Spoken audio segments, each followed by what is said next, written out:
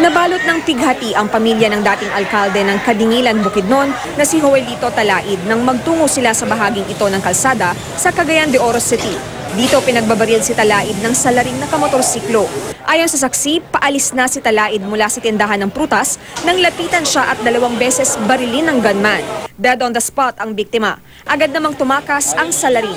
We have to conduct pa initial investigation kung ano talagang mga route nito. Isang dating kagawad naman ang biktima rin ng pamamaril sa barangay Enrique Villanueva sa Sibulan, Negros Oriental.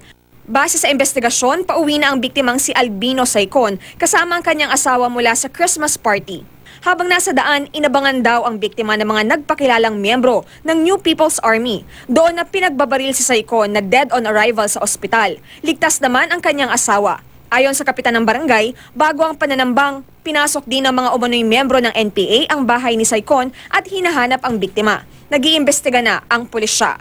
Sa kanya mismong bahay naman, pinatay ang kapitan ng barangay Panghayaan, Taysan, Batangas na si Eduardo Panganiban. Base sa investigasyon, nasa garahe si Panganiban nang biglang dumating ang 3 lalaki at pinagbabaril ang biktima. Nakatakas ang mga salarin.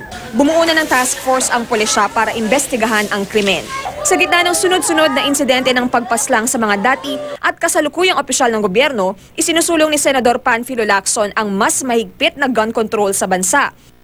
Umpisahan daw yan sa pagsuspende sa permit to carry firearms outside residences. Hindi rin daw dapat payagang magdala ng baril maging ang mga pulis na hindi naka-uniforme. Victoria Tulad, Nakatutok, 24 Oras.